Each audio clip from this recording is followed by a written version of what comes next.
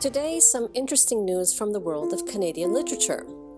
The English-language novel Sunflowers Under Fire was published earlier in 2019 by Canadian author Tania Stevan. The book reimagines, in literary form, some dramatic events from the life of Stevan's Ukrainian grandmother. The story and historical circumstances described in this novel are quite unique in Canadian literature.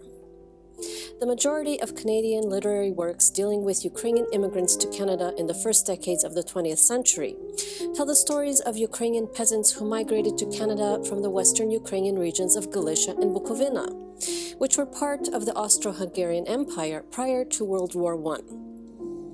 These stories often describe the migrants' arduous journeys to the New World and their difficult lives as pioneers in Canada. The story of Tania Stevan's grandmother, Lucia Mazurets, however, is different. Lucia Mazurets was from the region of Volhynia, which was part of the Russian Empire. When World War I broke out in 1914, in the regions of western Ukraine, this meant a war between the Russian Empire and the Austro-Hungarian and German empires. The Mazurets family fled the armed warfare not by migrating west to the New World, but by traveling east into the interior of the Russian Empire. The novel describes the fictional Mazurets family's dramatic odyssey through various lands of the Russian Empire. It tells of their journey to the Caucasus Mountains, of their stay in a refugee camp there, of a deadly typhus epidemic, of the calamity of the Bolshevik Revolution, of the Ukrainian struggle for independence, and of the eventual incorporation of Volhynia into the interwar Polish state. All of these tumultuous historical events are presented in the novel from the perspective of the simple civilians who are forced to live through them. Thus, these events, which are unfamiliar to the vast majority of Canadians, are made accessible and emotionally understandable to the general reader. Furthermore, the author has put great thought and incorporated many details into the book's plot and descriptions, and into the conversations between characters. And all of this serves to engage the reader on many levels, from intellectual to emotional. It is only at the end of the novel that the depicted Mazurets family emigrates from the Polish-controlled Volhynia to Canada.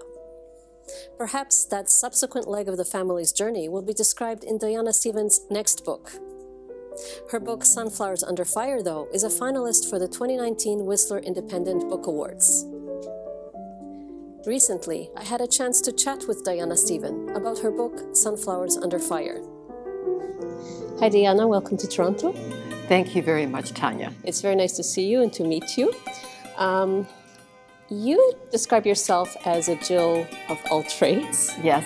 And in fact, you started writing novels quite late. Only in 2014 was your first novel, A Cry in the Deep. Yes. Is this your first Ukrainian treatment of theme? Yes, absolutely. I never expected to write this story. So how did you get to the point of making that decision? Well, growing up, my mother always would tell me little stories about the old country, and she said, this would make a good book. When she got older in life, and she would start telling me stories, and she had a habit of running one story after the other, and to keep track, I would write them down on my computer. And thank God I did. And then later on, my granddaughter, I would tell my grandchildren these stories. And the oldest granddaughter, Chloe, said, Bubby, you should write this book. I guess she gave me the encouragement, yeah, maybe I should write this book. So your family is Ukrainian, yes? My mother and father, yes. Yes. And you grew up where?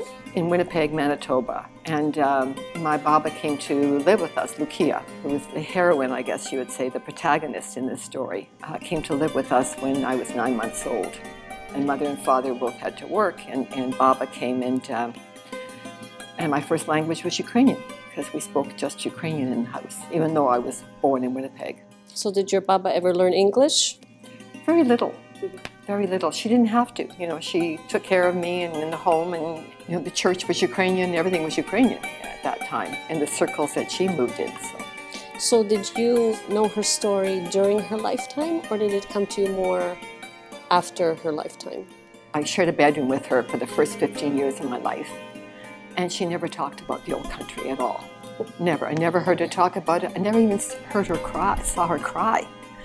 And so when I started to piece this story together, I was actually shocked, that I never saw her cry and that she never talked about it, but I was a family therapist for 25 years, and so for me, it made sense after I knew her story that she was like those men who come back from war, men and women who come back from war, and they've experienced all that trauma.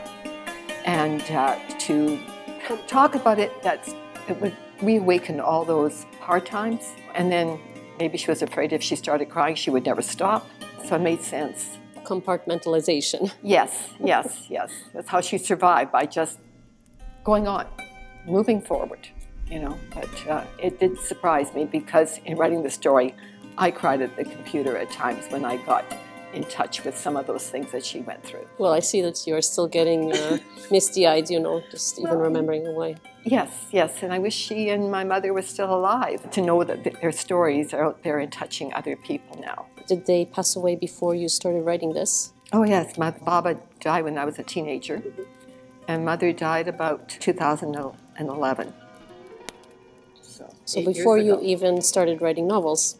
Yes. So my mother never saw a book. No, that's true. Well, it's too bad, because the novel is very, very well written. I was very impressed. This is how the book looks. It is a lovely paper. It has a lovely texture. The print is a great size, very readable. The story is tremendously engaging. You sort of can't put the book down once you start reading, because you just want to read more. It just kind of grips your attention, and you keep wanting to know what's next, what's going to happen next. And for me, what I find particularly enjoyable was the fact that your chapters are relatively short.